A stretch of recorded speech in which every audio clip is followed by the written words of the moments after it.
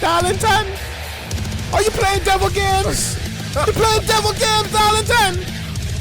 You don't know what you're messing with, you know? The dark arts. Let me tell you about playing them devil games. That's in my house, you see. Okay. So. Yes. Last time, between then and now, there's, again, some more cleanup I did. Something I got while I was grinding out and getting stuff was a unique animation, like we talked about last time. Yes. So we got to see another glory kill. You getting beat.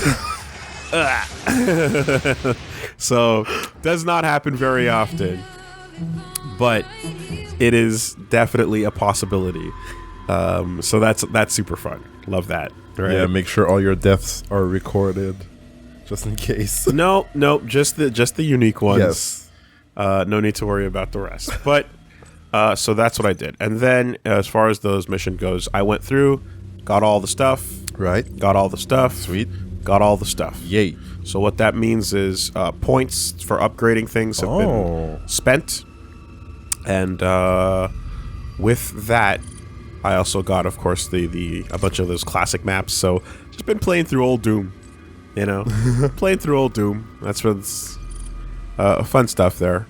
And did you apply some of these upgrades with the points that you got as well? I sure did. Okay. Exactly. And I did the rune trials, right? So I unlocked a couple. So, like some of the ones we missed were, for example, this one where you have to use the assault rifle to perform, to weaken the Hell Knights and then do a death from above on them. Okay. And then there was this one where, oh no, wait, you saw that with the shotgun. Yeah, this one is another one where you have to use the explosive barrels to kill the enemy. Okay. And like they have to, and there's a limited number of barrels in the arena, so it's a pretty tough challenge. Calculated. You have to choose where to go and how and like kite them properly. Yeah. But you only have like 10 seconds. You know what I mean? So like, yeah, you kind of had this one. So I managed to complete that as well. So let's continue the game, and then what we're gonna do right off the jump is get through that lore. Let's go. You fought your way out of hell and managed to return, but now the demons have staked their claim on Mars. You must find a way to shut down the hell portal Olivia created. I can't believe she's still scurrying about. Yep. Still fucking sneaking and squirming. With half her skin off. Still holding on to the what was it? The Argent Accelerator, I think it was called. And you're like, you motherfucker, get back here. Crazy. Also, Samuel, with his crew, went to hell. Then his crew was no longer there, and he found you. Yep. And then we saw that shot of him walking around that coffin. Yes. And we don't know what's what. So I got some questions. Well, I don't really have questions for Samuel, but I hope we find out more.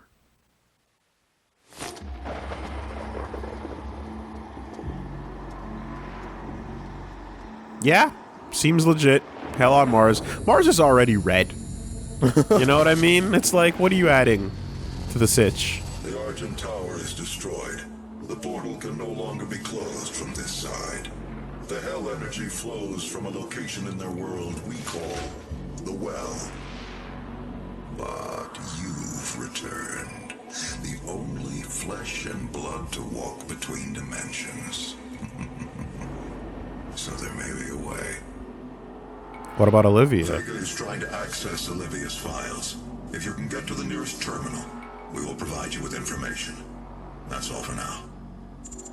Okay, so important things to note about Black Iron Tarkus over here is, you remember Siege Mode? Yes.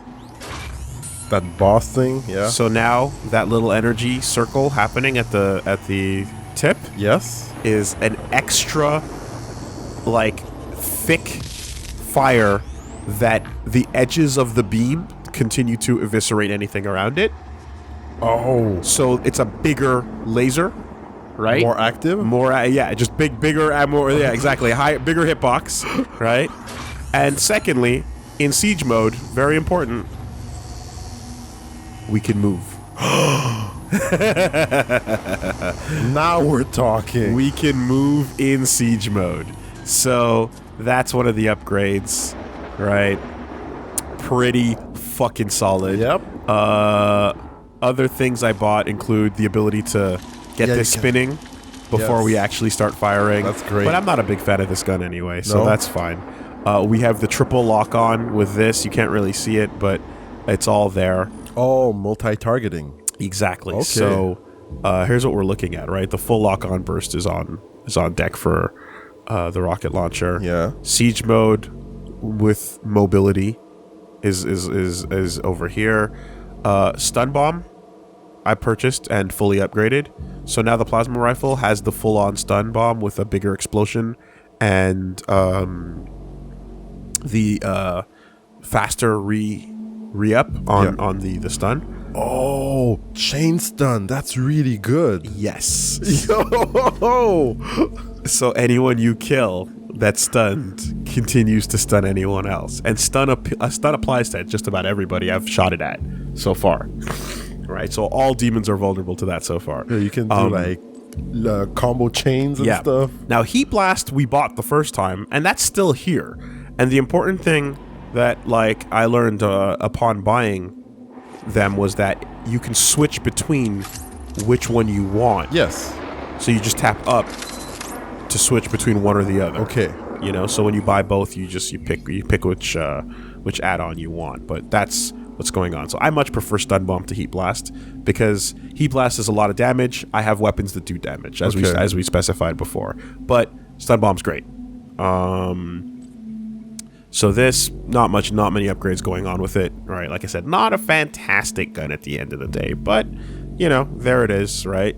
Of course, we've got that where it's fully loaded. Of course, we've got our super shotgun, and yes, we finally have the max upgrades on this, so you can shoot twice without having to reload, right? So that's maxed out. And then, of course, there's the regular shotgun, which actually, I had to pull it out to not kill some enemies too quickly because there was a goal, an objective to not to do a melee in a certain melee kill, a glory kill in a certain way. Okay. And the super shotgun just kills them too quickly, so I had to break the weaker shotgun out to prime them. Oh my gosh. Yeah. So, but that's where we're at with the weapons, right? Too much power. On the suit, full environmental resistance, so we can now not hurt ourselves with our explosions, and explosive barrels don't do shit.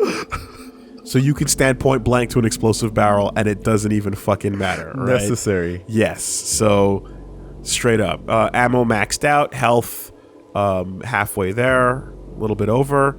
Second thing, area scanning, right? As I said last time, we have all that put in place. So now I'm going to work on getting my grenades up. So I have to get 3 more before I can get a quicker recharge on the grenades / the clone duplicates, which we never really fucked with, but pretty much, right? It's like tosses a hologram out and everyone looks at that. So that's what you got, right? Okay.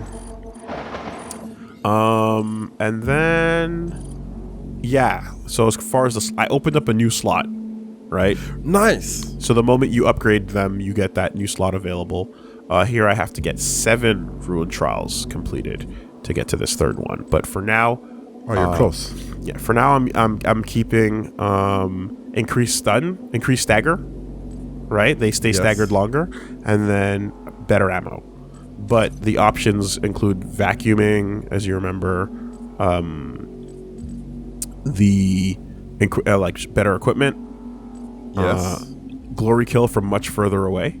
Oh, which is actually something I want to start leveling up, so I'm going to try that out. And then faster glory kills.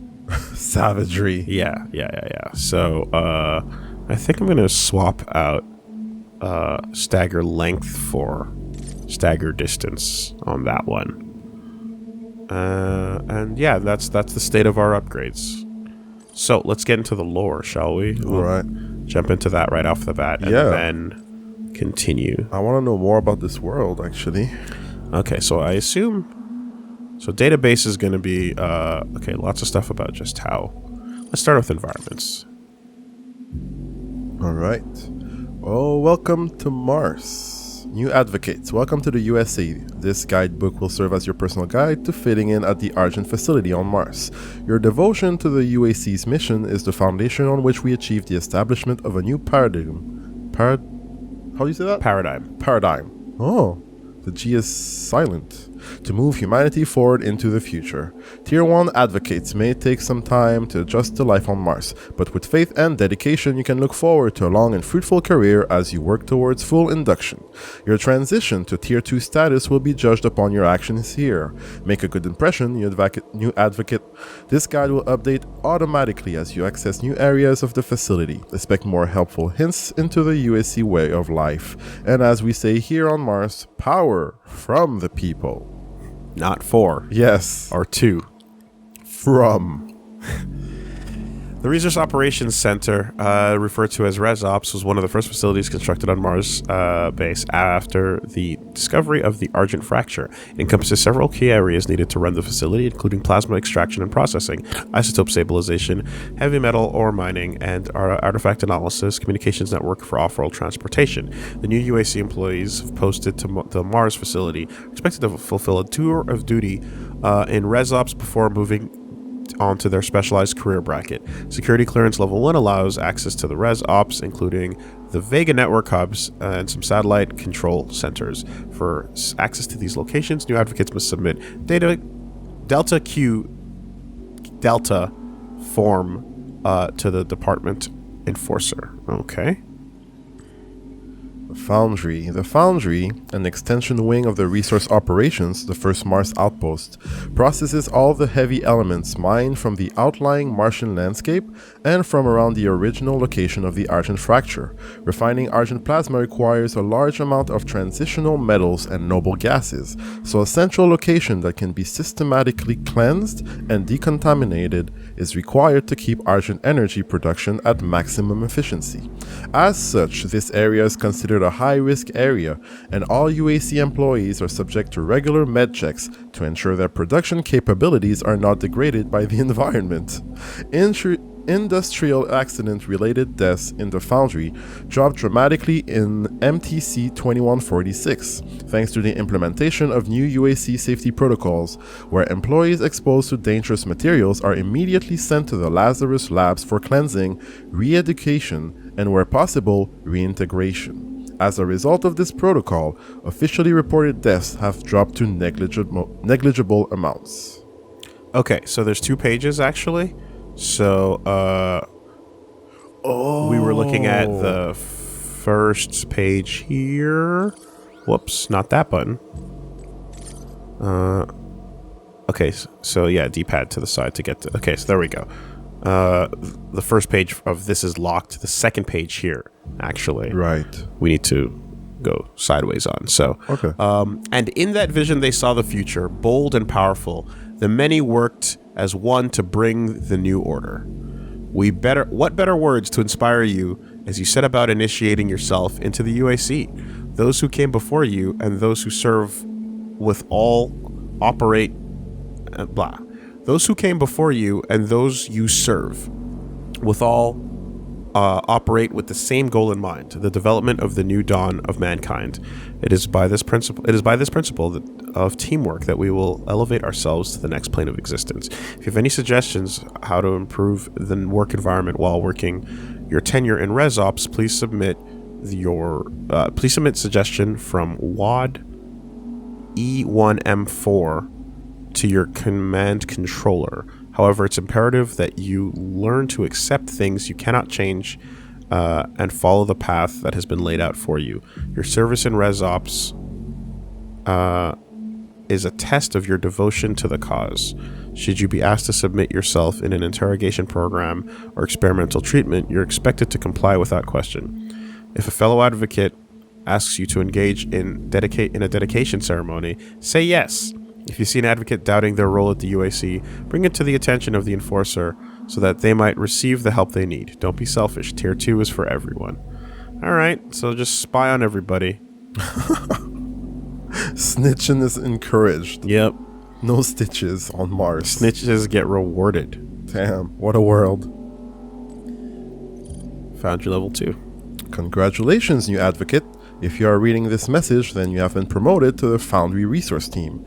If you were volunteered for this service, you are joining an elite band of Tier 1 advocates whose work and dedication keeps our mission running on all cylinders. As a member of Foundry Resources, you will have access to some of the most advanced equipment the UAC has to offer, including Krypton cargo handlers, Delta V jump boots, and dinophasic elevators. New members might want to consider applying for an exclusive team tattoo upon joining as a sign of faith in our science. Wow. Team tattoos are a mark of your tireless work at the UAC and can be requested by signing up for any of the Lazarus Wave case studies. Please contact a Tier 3 Advanced Weaponry Technician to fill in your application for a Pentagram brand today. I like how they're incentivizing employees with double jump boots. Yeah. Hey, you want that cool stuff? I do. Don't mind if I do. The surface of Mars is an inhospitable environment, despite the breathable atmosphere created by the N2O2 pumping stations. Sandstorms regularly make work outside impractical, and constant maintenance is necessary to keep the facility fully operational. During adverse weather conditions, exterior work is limited to essential activities such as Argent Tower feed control, interdepartmental transport, cargo handling, emergency access, level 2 hazard events such as Argent meltdowns and bioepidemics. Untethered cross-dimensional activity is a frequent occurrence outside the base, so buddying up is advised for all workers when journeying onto the surface. Exterior opportunities.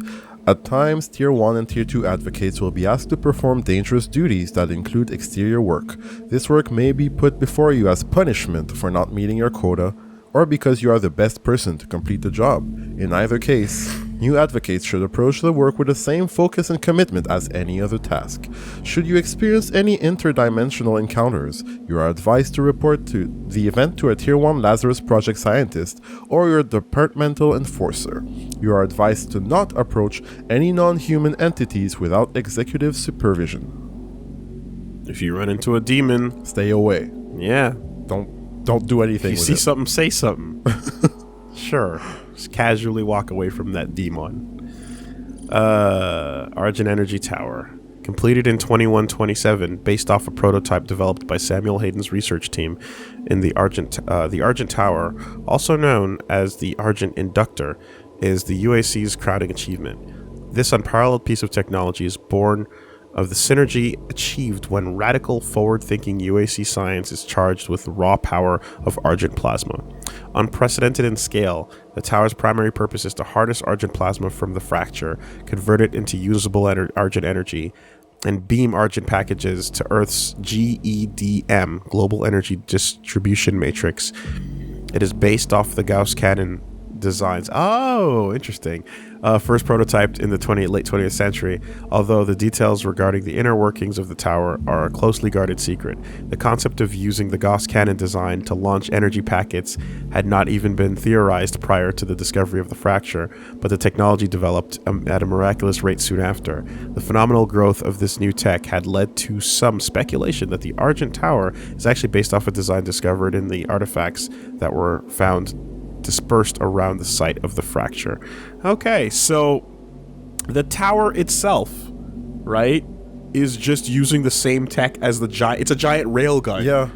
Beaming data, and the conversion of hell energy into good energy, red into blue, is just, that's all it is. They're just converting red into blue, and they're shooting it with a giant railgun. Not bad. Wow. Sometimes the complex is really just so simple. Was there a second entry Yep. for that? Okay. Tier 2. As a Tier 2 advocate, you have already proven yourself dedicated to the UAC's mission. The Argent Tower is a monument to that dedication. It is the center of our universe. It is our triumphal arc. It is the gate that marks the path to our future. As such, it must be cared for with reverence and devotion, as if it were your own child. It is up to you, Tier 2 advocate, to make sure that our altar to the future functions perfectly at all times. Whether your job is to clean the energy filters or calculate the plasmatic isotope mix, or just to oil the hinges on the blast doors, approach your work as a professional, as a follower, and as a hero to the cause of science. Unlike everything else in your life, Your work here matters. And remember, from within it flows the power, and the power must always flow. You have been warned. Wow. There you go. There's the tone. Nothing in your life matters. There's the tone. Science, bro. Yep. Right? Happy work. My my Wi-Fi is good. Hell is right next to my to my router. Yeah. Would you rather use hell as a conduit for your packets or the beach? Oh. Yeah. The beach. Yeah, there's nothing trying to kill you. Yeah, I'm good. How about that? Well, almost nothing. Almost. Kadingir Sanctum. The Blood Keep, also referred to as Kadingir Sanctum, is a sprawling network of tunnels, catacombs, and temples that connect the wasteland, umbral plains to the Great Steppe. It is believed that this area serves as a place of worship and vilification, as both hero and enemy can be found buried in the tombs throughout the region. The area is inhabited by all manner of demons, including the possessed, the unwilling, lost souls, hell knights, and other non-classified creatures. The Project Lazarus manned expedition MTC 2145-128 uncovered one tomb of particular interest. The temple was adorned with powerful holding runes and unique relics. Despite the complete loss of human life on the expedition, the relics were successfully returned by scout bots to the Lazarus Labs for processing and study. Unfortunately, records disappeared after the relics were sent to the Lazarus Labs, and now they're presumed lost. We don't know what happened. What happened? Doesn't smell like a cover-up or anything. As a Tier 2 advocate, you have access to privileged information that will help you understand UAC's mission and purpose, and how you fit into the new future. You will be privy to a deeper understanding of our symbiotic connection to Argent Plasma, and to how harnessing and using it is more than just good fortune, it's good sense. You will also no doubt start discussing some of the more sensitive subject matters that we Tier 2 advocates mull over. One conversation that is often heard around the Argent Tower is what happened to Samuel Hayden. As you know, our venerable leader designed the original Argent Tower, and during its construction, his mortal body was consumed by a devastating cancer. Despite this, Samuel did not give up and used the power of Argent energy to create a new, more powerful body for himself. Samuel was still Samuel, but he became so much more. While it can be disconcerting to see Samuel now, remember that Samuel never gets sick, never tires, and is never afraid. And what do we have to thank for that? Argent energy, of course. Do you want to be like Samuel? Set your sights on becoming a Tier 3 advocate. Tier 3 is where the secret power within you is revealed. So he just turned himself into a fucking robot. Jesus, all these A tier gigantic stuff, one. all these tier stuff is like almost Scientology. Oh, in a yeah. way. You know? Yeah. Operating Thetan. You're getting clear.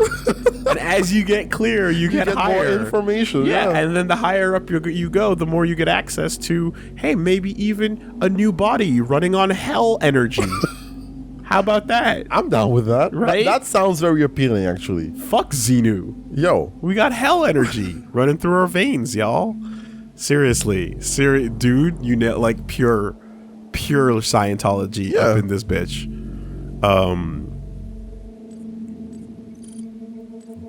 In reaction to hell being real, of course. Okay, so we've got all our items, which I don't think are anything we need to really worry too much about. Elite guard? What is that? The dead guards we've been finding. Yes, okay. A company of security personnel charged with protecting Lazarus Project research and maintaining order throughout the Argent facility. The distinct red uniforms distill a calming influence among UFC employees, and they are known to be level-headed, disciplined, and fair but firm. The suits contain cybernetic augmentations which give elite guards advantage should they need to quell any disturbances. The augmentations allow them to be faster, stronger, and more resilient to injury, which is why every time you pull one out of their suits, you get an upgrade for your Praetor suit. So, calming red. That's what I heard. Really? Calming red. Have you ever been in a red room? I mean, if you're born on Mars, if you live on Mars, maybe that's all you know, who knows? But the idea of calming red is ridiculous. Gore nests. Studies of demons upon entering this dimension have shown that their conduct is not purely vindictive. There is a method behind their actions. When a demon captures their prey, the fresh kill is taken to a temporary ceremonial site where arcane rituals are performed on the pile of blood and gore. When enough corpses have been gathered, the ceremonial site becomes a gore nest. Oh, these sites, imbued with hell energy from the rituals, act as umbilical cords to hell.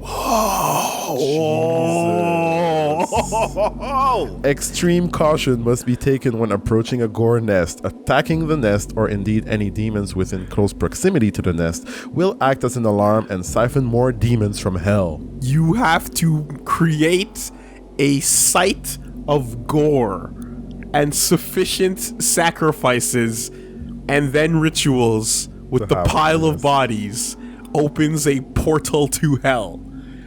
Fuck. That is so metal. That is beyond metal. Dude. Wow. That's what a gore nest is. Okay. God damn. Olivia Pierce is the head of the biochemical research at the Argent facility.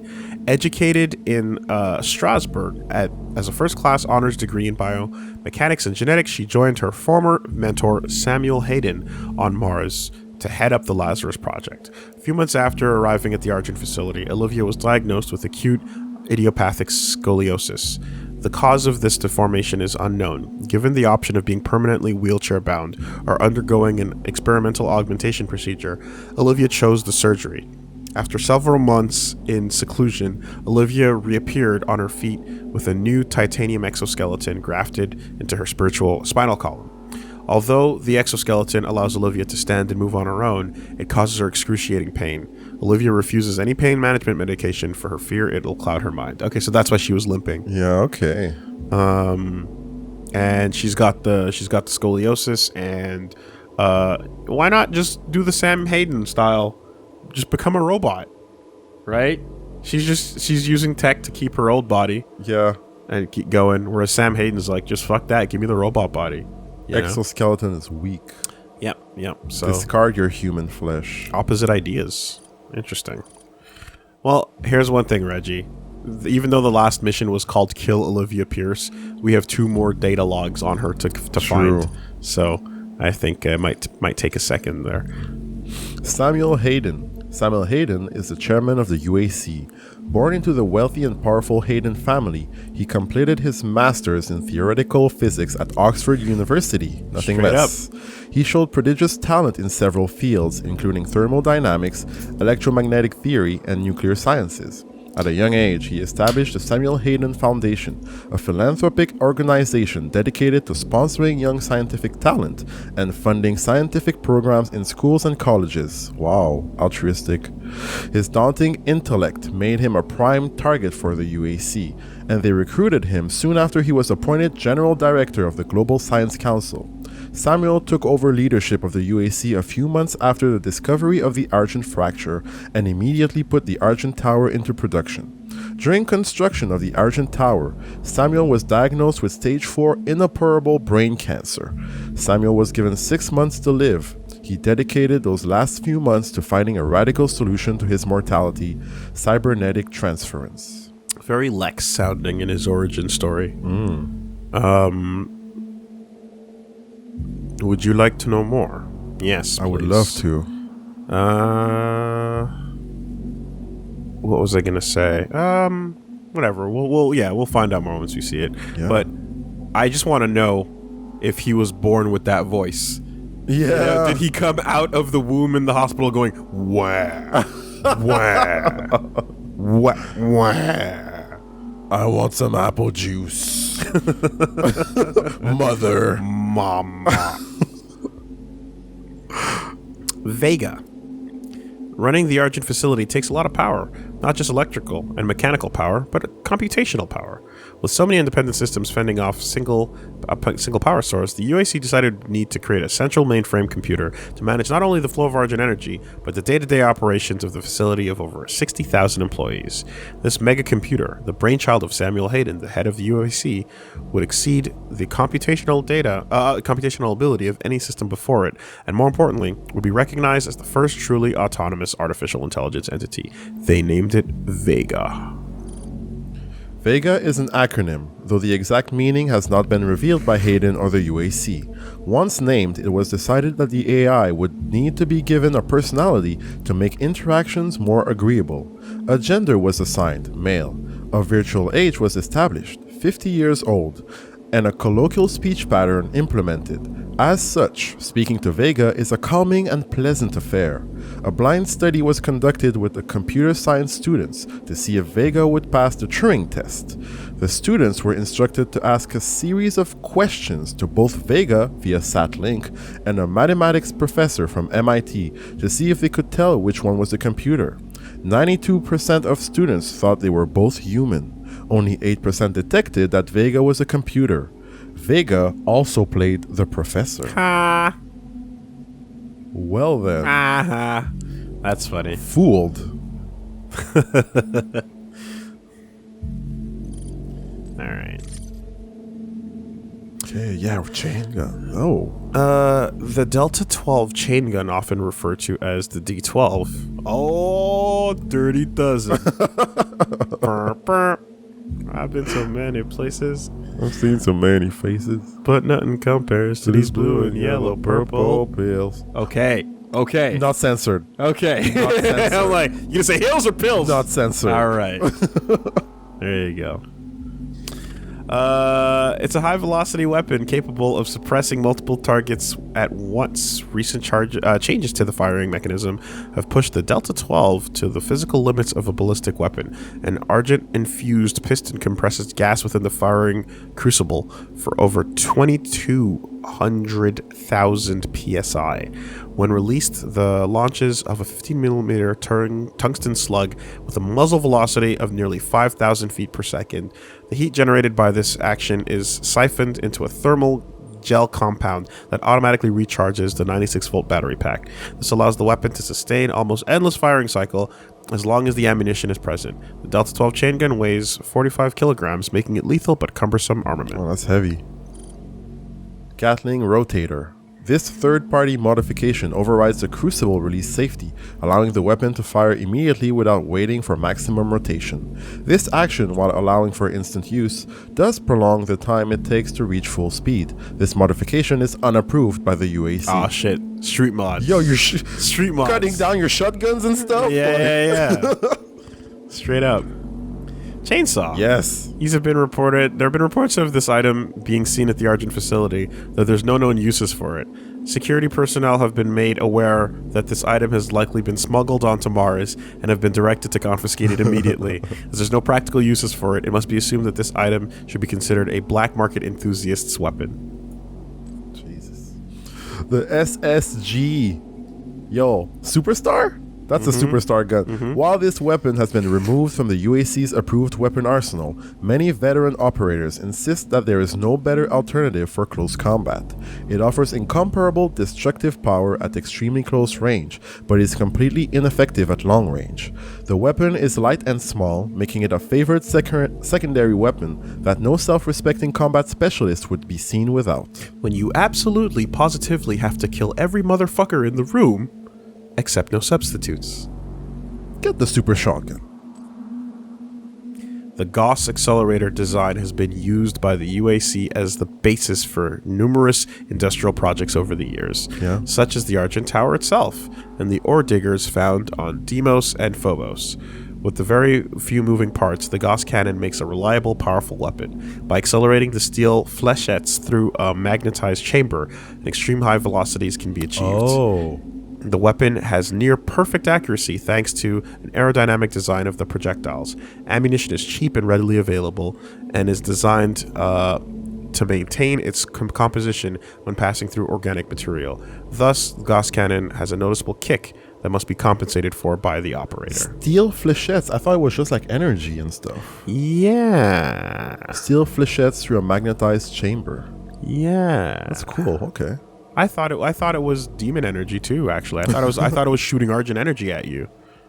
Yeah. So what's the next page? Yeah, it's a little bit like Mass Effect, actually. The guns in Mass Effect are fire. Anyway, there's literally the way the guns work in that are a part of the reason why the title of the game is as such. It's pretty cool. Okay. Siege mode. This modification adds an argon gas ionizer to the weapon. When initiated, the launch chamber is vacuum sealed as argon gas is ionized until it forms plasma. When the argon has been fully ionized, the chamber is opened and a plasma beam is ejected from the weapon. Due to the precise nature of this modification's operation, safety valves prevent the weapon from discharging until the argon has been fully ionized. The operator must also remain stationary during charging due to the volatile nature of freeing electrons from the gas.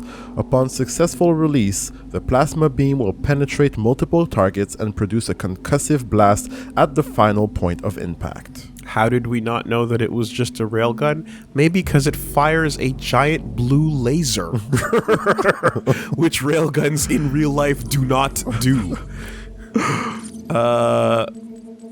We were at the heavy assault rifle. Yeah. The HAR.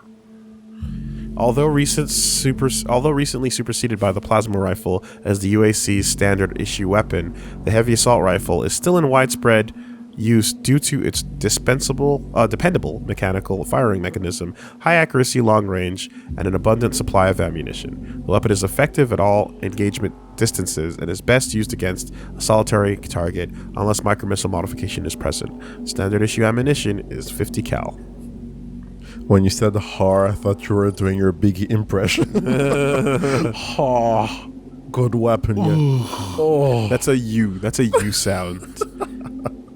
Micromissiles. A multi-chambered cylinder located under the primary barrel can be loaded with up to 6 HMX missiles. These small but deadly rockets were designed to deliver multiple payloads to a single target, but can also be used to subdue multiple targets within a tight kill zone. The missiles will detonate shortly after making contact with any surface. Good mod. Very good. Good mod. Oh, the shitty gun? Okay. Got the pistol. Anyway, plasma rifle. Every UAC employee is provided with a standard UAC EMG. Dude, do you, like, remember when we had to blow the elevator? Yeah? Yeah, that was cool. Right? So, everything you use, you shoot the 4 corners of the elevator to make it fall. Right. The pistol requires multiple shots on the corners themselves before they individually blow up. You understand? Like, a single shot of almost any other gun drops those corners. But the pistol... You have to keep firing at it to get to a single moment of explosion. Shooting pebbles, basically. The UAC employee is provided with a standard UAC EMG energy matter gel sidearm upon promotion to Tier 2 and above. The sidearm is reliable and effective at short range. A gravity gear dynamo in the stock charges the capacitor wherever the operator moves. When the weapon is fired, the capacitor compresses up to 4 megawatts of Argent energy into a hardened plasma gel and launches the slug at high velocity. The gel slug has the same impact properties of a conventional ammunition, making the weapon act and feel like a standard ballistic firearm. Weapon is constructed of thermally diffusive metal alloys, which allow it to discharge rapidly and repeatedly without overheating or compromising the accuracy. The capacitor in the EMG can also be upgraded to concentrate the energy into one large pulse for more stopping power. So this gun uses hell energy directly. Your pistol, the weakest of your guns, is actually firing Argent energy, using it rather. To fire the slugs at you. I guess if it's enough to kill a human being, then that does the job for the purposes of having it on Mars. Yeah. But demons are another story, right? Yeah. The plasma rifle. The plasma rifle became the standard issue among military units with the advent of argent-powered electromagnetic accelerators. Based off the HIP-GD design of the early 21st century, this weapon delivers a rapid salvo of plasmoids that inflict both impact and thermal damage to the target. The stun bomb. This modification condenses multiple plasmoids into a single pulse. The resulting discharge exceeds the Frenheiser limit, creating a string of Birkeland currents. The resulting filamentary structure will incapacitate any target caught within the radius for a few seconds. This modification requires cooling between uses. Yeah, I understood all of that. I like when when things are referred to with the name of the person who discovered it. Yeah. You know, the Frenheiser limit, the Birkeland currents, like shit like that is awesome because that's actually how it sounds in proper real jargon, right? In real science jargon. It's good.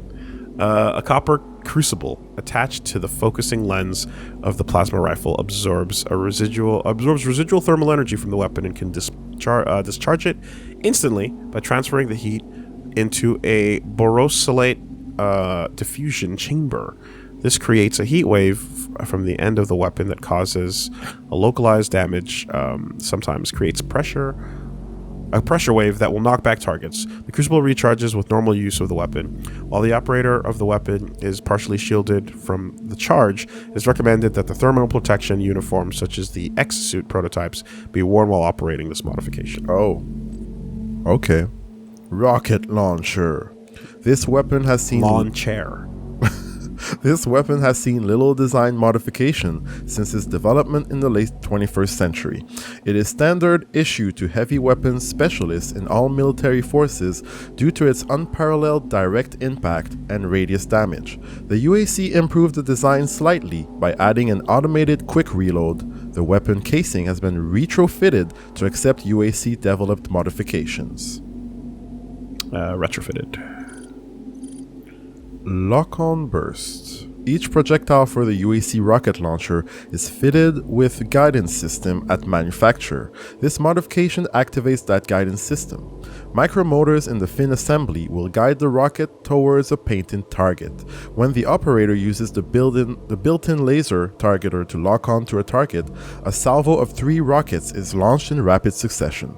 Targeting requires a steady hand for several seconds, but once achieved, the guided projectiles never miss their mark. I like the word salvo. Yeah? In reference to missiles. I like when you call the missiles salvo. Une salve de balles. C'est quoi ça? Une salve de projectiles. Salvo. Salve. Ah ouais? Yeah. Salve. Yeah. Mais volley, salve, ça veut dire... c'est pas la même chose comme salve that you rub on your skin? Oh. No, I don't think so. Not in French. Okay. Salve. I'm not sure what you're referring to. A salve, when you form a paste, you rub a paste on yourself, you call it a salve. Oh, okay. Yeah. Okay. The UAC shotgun disperses a spread of high velocity buckshot from maximum impact against the enemy, ideally suited to the operative who requires a steady response to deadly close encounters. The wide coverage of this weapon loses impact at long range. The weapon is forged from a high-quality titanium steel alloy to ensure maximum reliability, repeat rate, and yield strength. I see. The shotgun ammunition incorporates a glycerin fuse that detonates an octanitrocubane gel. Octanitrocubane. Octanitrocubane. You're correct. You are correct. Thank God for the science studies. I don't know why I didn't parse that better. Gel upon impact. Embedded shot is dispersed at the point of impact, creating a wide area of effect. Highly effective against multiple targets or when detonated in the rear of enemies in defilade. Okay. Frag grenade. The design of this weapon is conventional in nature, though it has been refined to perform at the limit of its ballistic capabilities. The UAC fragmentation grenade uses a Comp D explosive package encased in a steel alloy shell and has an effective fatality radius of about 5 meters. Improvements on the antiquated M67 grenade include a more reliable chemical fuse mechanism, interior machining of the casing to provide more efficient projectile dispersion, and a trigger switch safety clip to prevent unwanted activation. The newer Comp D explosive also ensures the radial pressure wave has no drop spots, ensuring full damage potential within the fatality zone. Drop spots. So the explosion fragments are all evenly distributed in a perfect sphere of death. You're in there, you're dead. This ancient piece of tech is as effective today as it was when it was first invented in the early 21st century. The holocaster discharges an invisible cloud of ionized argon, which a camera then uses to project an image through. The refracted light creates a holographic effect above the device. The decoy has a broad color spectrum and can be quite convincing. The device was first theorized by popular culture media of the late 20th century. Ha! Of course, Total Recall. Yeah. Ha ha ha ha ha. You think I'm the real one? You were right. Life imitates art, imitates life. Yeah. Actually, a lot of new technology is inspired from like Star Trek and all these weird like old shows. No doubt. Yeah, Dude, yeah. like tablets and phones are definitely like straight out of science fiction. The future has people holding electric clipboards and setting phasers to stun. Yep. You know what I mean? Like we are all about that for sure. I believe it. Oh. Okay, Monster so now we can time. get into the monsters. I guess they're not in order of appearance or alphabetical order. Indeed. Like the imp is like in the middle of the list. Yeah, I guess they're just kind of random order. Yeah. Then. Sure. Summoner. The summoner, a cunning adversary, is primarily a defensive summoning unit. As the demon horde swarms the enemy, the summoner sustains the battle by opening a rift to hell and calling forth reinforcements. To prevent being overrun by the relentless horde, the summoner should become a primary target in any battle strategy. Note to self. When directly challenged in combat, the summoner is capable of channeling hell energy into Argent Wave. Oh, although this wave kills most humans, an occasional victim will be transformed into the possessed. Surviving an Argent Wave attack is extremely unlikely, but does not appear to be random. There is evidence that the summoner selects the most resilient of combatants for induction to the army of hell. Okay. That's how that happens. Damn. The Lazarus Project has managed to successfully capture several summoner demons. The imprisonment process requires careful preparation, and as a summoner will immediately launch multiple Argent Wave attacks when trapped. To prevent this, hell energy must be continuously drained from the demon until it is sufficiently sedated. Anatomical study of the summoner suggests that it is a highly evolved subgenus of the imp form. Okay. Recruiters. Baron of Hell. This is the Doom monster. The Baron of Hell is the highest demon among the Order of the Hell Knights. They rarely leave Hell, and no Baron of Hell has yet been captured by any of the tethering operations. Details regarding their behavior and physiology are therefore limited. Yeah, this is, when you think of Doom, this is what you're looking at. Right. It is clear that Barons are ferocious fighters with a bloodlust unparalleled by any other demon. Barons, larger and faster than their lesser brothers, also possess the ability to generate high hell energy fireballs, which can be hurled at the target. In the doomed Project Lazarus manned expedition, MTC 2145-128, it is believed that the most of the explorers were set upon by Barons of Hell, though the details are unclear. Tablets retrieved from the Great Shape in the UAC automated survey of 2143 suggest that the Barons of Hell are the current royal guard of the unknown Dark Lord of the Fourth Age. While the nature of this entity is unknown, it must be presumed that as the royal guard's power has significantly increased, so too has the power of their master. Damn. Royal Guard. The unknown Dark Lord of the Fourth Age. You think it's Commander Keen? That would be nuts. Commander Keen, that kid made it to hell. What if he survived? And took over. Yeah. Holy shit. The Kako demon. All right. Cack demons are monstrous psionic demons driven by the desire to feed. They display limited intelligence, but are often sent into the fray as their natural size and abilities make them an intimidating weapon for the demon horde. Take 2. Hell Knight. The Hell Knight is a towering brute bred for combat deep in the bowels of hell. These diabolical beasts are the prized gladiators of the demon horde. They relentlessly stomp towards their target, smashing their massive fists into the ground to create shockwaves that stagger their opponent and leave them vulnerable to bone-crushing melee attacks. The Hell Knight's powerful legs allow it to leap across large distances effortlessly, quickly closing the gap to its enemy. Tablets retrieved from the Great Step in the UAC Automated Survey of 2143 suggest that the Hell Knights originally flanked the Great Serpent during the First Age. After their master was defeated by the Guardian of Hell Knights, the Hell Knights were placed in the same arenas of hell where they would feed on any victims thrown to them by the demon overlords as sport. It is now believed that they guard the most sacred and important relics in the Netherworld. Oh. Imp. These ferocious and agile demons are found all over hell and are often used on the front line in a concerted attack in either dimension. They revel in battle, feeding off their victims when the hunger takes them. Despite their low status among the demon ranks and their seemingly endless numbers, imps have unique characteristics in battle. Some prefer fighting from an elevated position, while others will rush their target and swipe at them with razor-sharp claws. Walls and obstacles offer no defense against imps, as they will leap great heights and easily hang from surfaces. The imp is capable of channeling hell energy through its hands and shaping it into a projectile, the fireballs that we've been seeing. As the imp channels the energy, airborne particles and debris are sucked into the maelstrom to create a condensed, superheated fireball. The mechanics of the imp's ranged attacks suggest that they are actually a lower form of the summoner.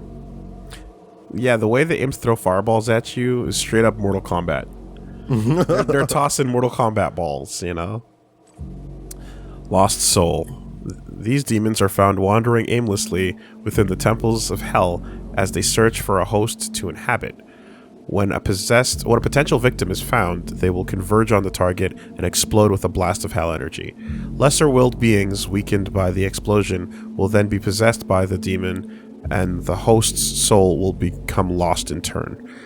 Tablets retrieved from the Korax suggest that the lost souls are considered the lowest of the demons, even lower than imps. Since the wandering nomads, doomed to forever roam the halls of hell, thrive on the weakest entities, lost souls are despised by other demons. Despite their lowly status, they should not be underestimated.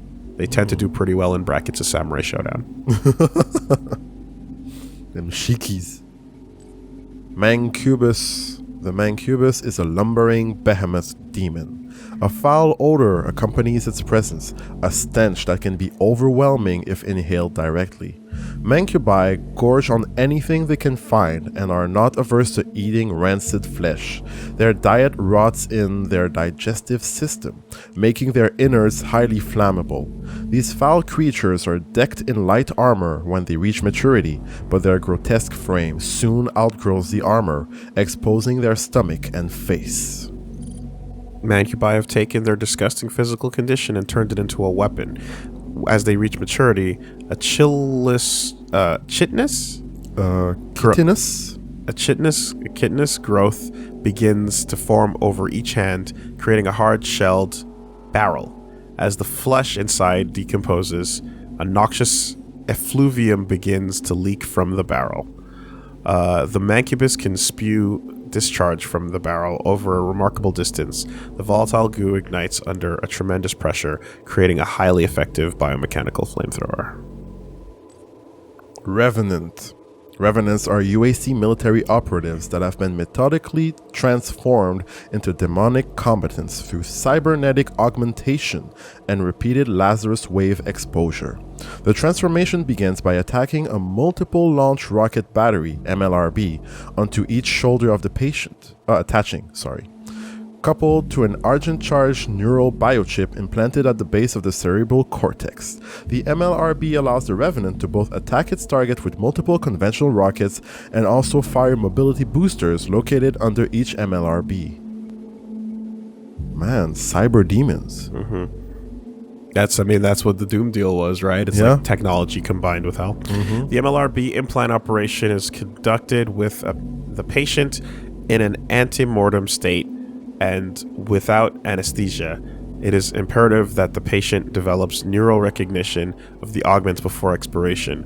Once a neural connection with the implants has been established, the patient is repeatedly exposed to Lazarus wave blasts to induce death and transform the subject into a Revenant.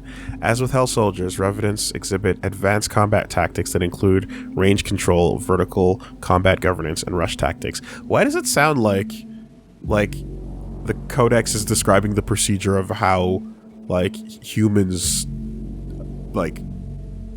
applied this technology to them? You know what I mean? It's describing it from a point of view of here's how you make a Revenant, you know? Oh. The implant operation is conducted with the patient. It's calling it the patient. Yeah. That's very weird. Yeah. Why would technology exist on the demons?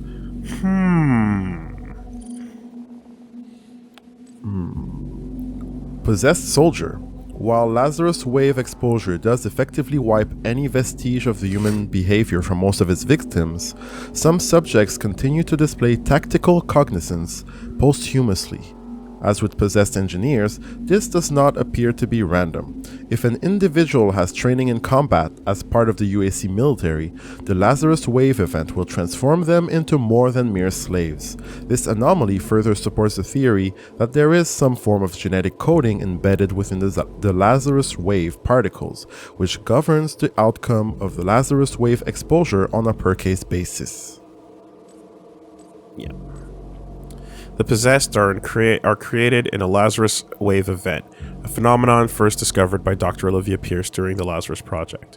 While most victims are exposed to Argent biowaves will expire without further effect, some subjects will absorb traces of Argent energy and enter a state of posthumous vigor. Despite necrosis of the internal organs, with the exception of the brain, the victim continues to animate and exhibit a low order of sentience for weeks or even months after clinical death. Posthumous brain activity in the possessed is limited to instinctive behavior. The possessed are known to be territorial when confronted by the living. When isolated, they will often enter a dormant state or extended periods of time. They will stand unmoving for days or weeks at a time until presented with a live food source or threatened by a predator. An interesting behavior that has been seen when the possessed are held in small groups. They will drag human corpses to a central location within their holding pens, and then perform a silent ritual around the pile of bodies. The resulting ceremonial site appears to be the initial stages of a gore nest. These actions must be driven by a telepathic communication with higher-ranking demons. There is no local brain activity that could manage such choices. Damn. The possessed will perform these tasks even when limbs are removed, or Pavlovian pain responders are implanted in their cortex, further cementing the theory that they're unwilling slaves performing an integral part of the life cycle of demons. The possessed create a birthing ground for new demons, and upon expiration are themselves used as fertilizer for the gore nest. Holy shit, that's super fucking in there. Yeah, we should have read this from back to front. Damn. Because they front loaded the details, right? Like the humans that get possessed start creating the gore nests, and they themselves don't have the capacity or understanding of that knowledge, so it's got to be straight up like they're being commanded to do so. Holy shit. That's pretty sick. Possessed Engineer. During a Lazarus Wave event, Victims undergo dramatic changes to their physiology both internally and externally. Aside from fundamentally changing the composition of their internal organs, the high-intensity plasma wave is strong enough to fuse metal to skin. In many cases, personal items such as watches and jewelry can burn through the skin and become permanently embedded in the victim. Ugh. Perhaps the most unfortunate victims of this fusing event are any subject that happen to be working with acetylene tanks or welding equipment, as this equipment is often attached to the body to allow for mobile work in low gravity environments. The Lazarus wave will create a demonized human with a highly combustible explosive device embedded in its skin. As with all possessed creatures, they are mindless and driven through some form of telepathic communication from an unknown demon overseer. Additional care must be taken when confronting a possessed engineer. If the fuel tank is punctured and it doesn't explode, the weakened container can turn the possessed engineer into an explosive projectile. This is a danger to any being nearby, both human and demon. Okay, that's what those things are. So that's why when you were like kicking them, They're on fire. And Yeah, fire. yeah, yeah. Okay. The unwilling are fully transformed possessed that have been transported to hell to serve as shrine worshippers, slave labor for hired level demons, or cannon fodder for battle within hell. Hellraiser. The Hellraiser is an astute and tactical foe that will engage enemies from a distance with a powerful beam of unrefined hell energy. The beam emanates from an arm-like protrusion composed of cartilage and other osseous tissue. Articulation of the cartilage allows the Hellraiser to focus its energy beam into a single charged shot that will obliterate anything that stands in its path. Recent dissections of captured Hellraisers, yeah, of course. So the UAC is working on the demons. Yeah. Have revealed a remarkable embryogenesis between the 3rd and 8th week of development. A parasitic Hellraiser will seek out a suitable host to cremate from within. As the Hellraiser matures, the host's arm oscillates into a beam weapon. Simultaneously, the paralyzed host becomes capable of withstanding extreme temperatures generated during repeated accumulation of hell energy. The Hellraiser has not yet been observed outside of hell, and further investigation is planned for the next tethering operation. Oh. Possessed security. Possessed security units exhibit the most complex battle strategies of all possessed humans, including mobile shield advances towards the enemy and firing while in defilade. Possessed security will also drop their shields to adopt a more accurate firing stance at the cost of lowering their defense. Possessed security will keep an optimal distance from its target. If the target gets too close, the possessed security will attack with a ferocious shield bash and retreat to a preferred engagement range. Possessed security only have been observed using the DS-117 UAC shotgun and a shield outfit, which suggests that their ranks are exclusively created from members of a special forces military unit called the UAC Neo-Phalanx. The Neo-Phalanx is used exclusively as military defense for remote UAC colonies. Okay, so that's the monsters. Mouth. Give me a sip. Berserk. Test subjects exposed to this sphere exhibit extreme rage and increased strength. It has been noted that subjects given the Berserk sphere will vent their rage on any living creature they can find, and will even self-harm if they have no outlet for their fury. Holy moly. In the extremely rare case that a subject survives exposure, they will be left in a perpetual state of delirium and should be exterminated. Wow. Okay. You're stronger than them. Good thing you got shit to kill. Yeah. Haste. The sphere invigorates the imbiber with lightning speed. Once broken, the sphere releases a charged cloud of soul breaker energy. Soul breaker energy. Which forms a powerful, albeit brief, exoskeleton that charges and accelerates all natural movement. While the effects are brief, the speed that a hastened subject can reach is breathtaking. The heart rate also increases dramatically, ultimately resulting in myocardial rupture. The heart is quite literally explodes. Damn. invulnerability. When it is absorbed, this stimulant diffuses argent plasma to the basal layer below the dermis, creating a tough film of bioplasma beneath the skin that protects the user from external attacks. This can make the demon almost entirely invulnerable until the plasma has been dissipated through repeated punishment. You have to beat the invulnerability out of them. That is so badass. The bioplasma comes into direct contact with the nerve cells beneath the skin, which causes excruciating pain throughout the process. This increases the likelihood that, in the throes of agonizing torment, the mindless demon will try to attack targets that are clearly beyond their ability. Damn. Once ingested, the subject is effectively becomes the host for what is presumed to be the most powerful of the UI Thranx demons. Any weapon held by the subject is enhanced, giving it up to 4 times as much projectile force as ballistic power. Though the effects are short-lived, they can be quite devastating. During the initial test phase, patient C-132, a volunteer Tier 2 advocate, managed to decapitate 3 security personnel using nothing more than a pocket knife. Oh my god. Quad damage. With a fucking pencil! During a testing phase. Okay. The good guys. The UAC. The Praetor suit. Additional relics were found in the tube alongside the Doom Marine. Some incantation tablets and an ancient combat suit which was given a name, the Praetor suit. When found, it was encased in an inscribed stone tomb.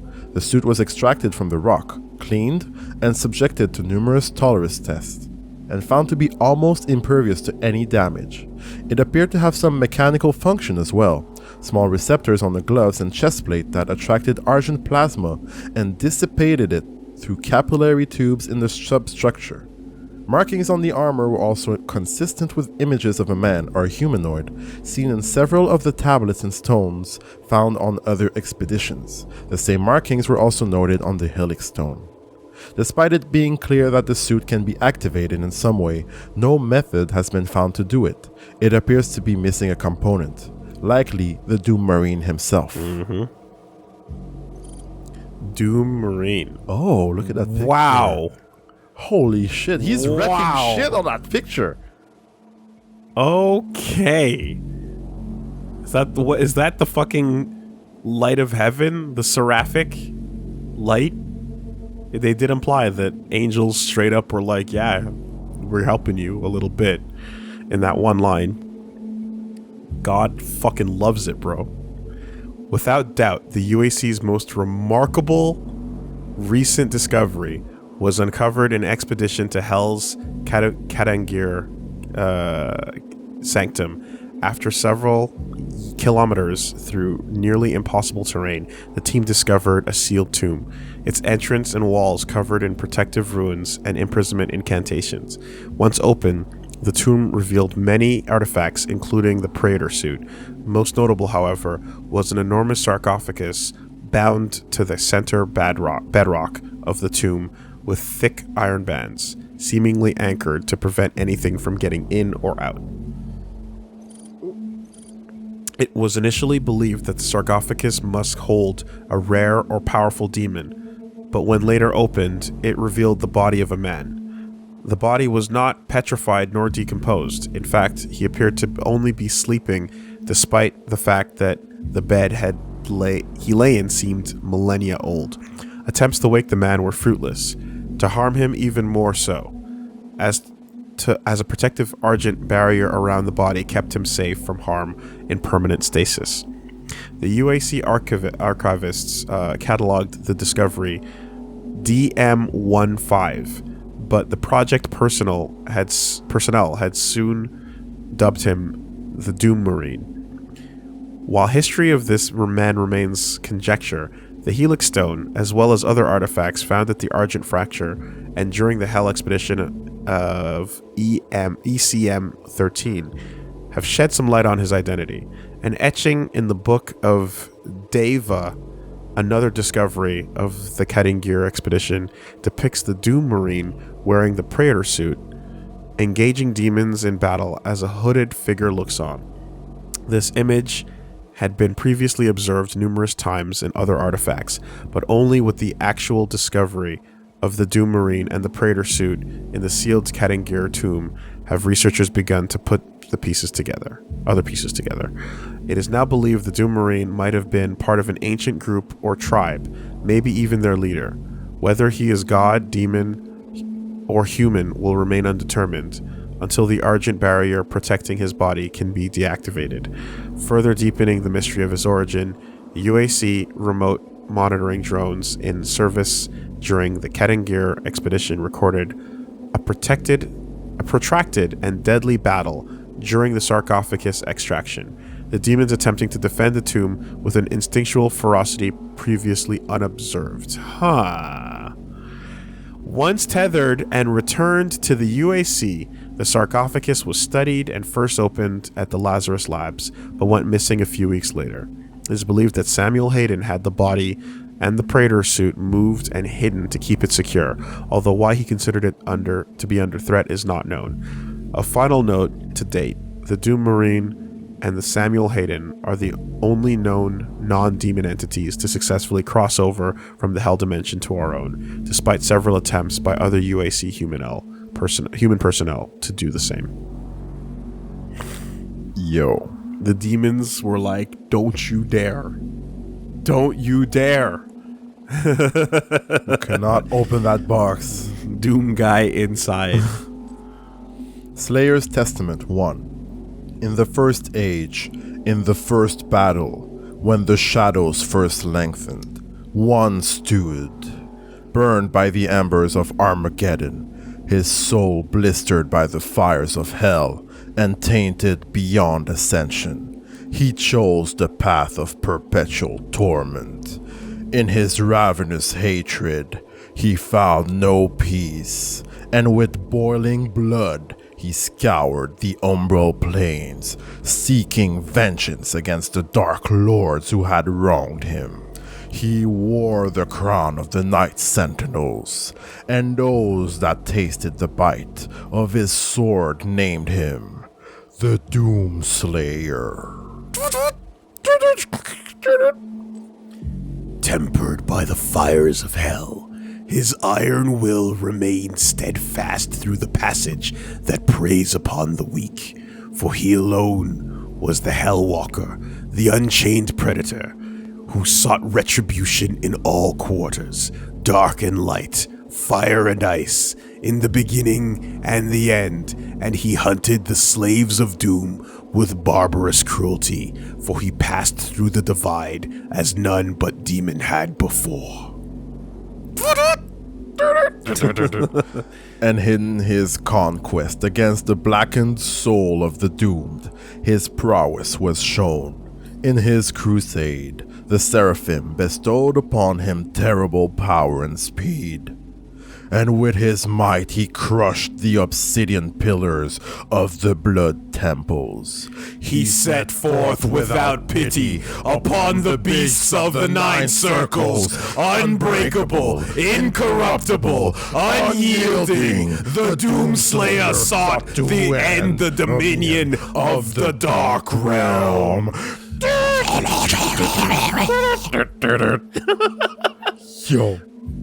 Yo, unbreakable, incorruptible, The obsidian pillars. unyielding. It's so badass. Doom.